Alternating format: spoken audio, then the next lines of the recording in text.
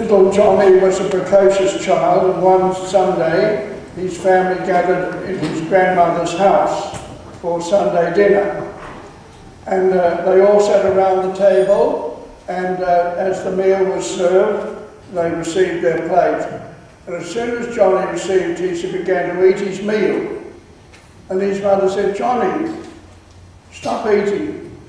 You have to wait till we say a prayer before we eat." Johnny said, "I don't have to. I don't need to." And she said, "But Johnny, in our house, we never eat without saying a prayer."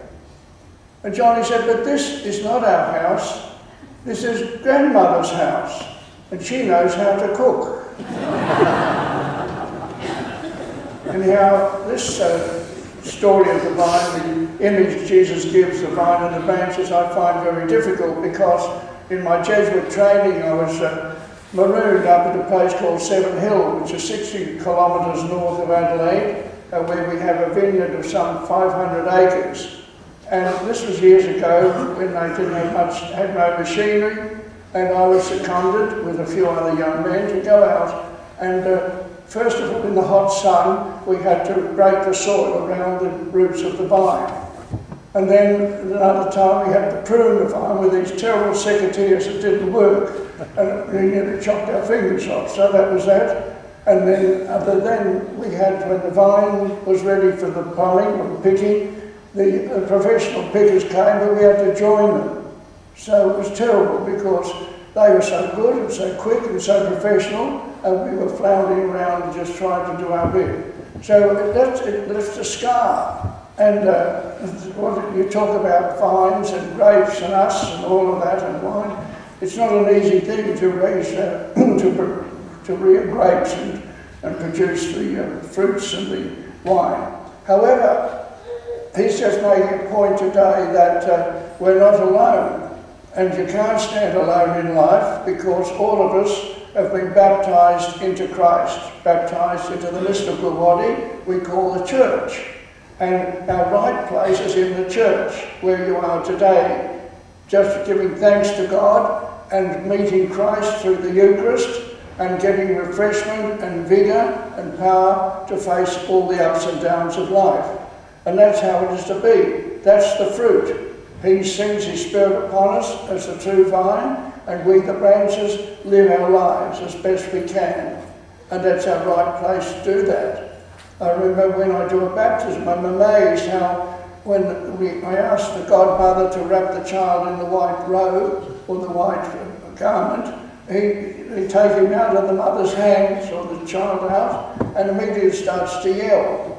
And the godmother tries to comfort it, but the child knows it's not in the right place. The right place is in the arms of the mother. And so you give it back to the mother, and it settles down. Now, we're in the right place today. I know the winter's not as inclement, but we're in the right place because we need each other in faith, and we need to have Christ with us. And it's always been the practice of the church to gather to people around with a common faith, to just pray together and feel that they're in the right place. And that's something that's part and parcel of our tradition. It's part and parcel of being in the church or the body of Christ. And it's a wonderful gift to have, because some people decide, I've had enough church, I'm fed up with the scandals, I'm fed up with the boring sermons, I'm fed up, and they decide to go it alone.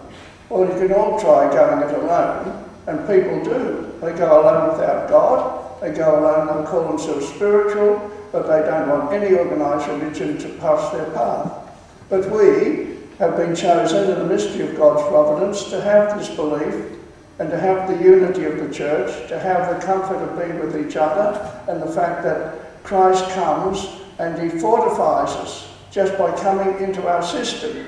He's the food, the eternal food. Other food gets digested, but he's the Spirit, and he reinforces us, he reinvigorates us, and he gives us the strength to meet whatever will come this week and the week after. Next week you've got Mother's Day, and you can give all the mothers who struggle and do their best for their families, and it recognises the struggles they have. But they need to be fortified inwardly and spiritually, to do that. The mother in the story, she was very much into prayer and said you must pray before you eat. Well, that's a good idea too, but it's not necessary. It's just been knowing you're in the right place, and that's where we are today. Notwithstanding the rain, notwithstanding anything will happen, because you never know what will happen next week. All you can do is, here I am now, I'm placing my whole self in the hands of God, in the hands of Christ. He said, this is my body, you come with your body. This is my blood poured out, which is the sacrifice we made, which you made during the weeks, trying to follow your responsibilities, bearing with each other, loving each other.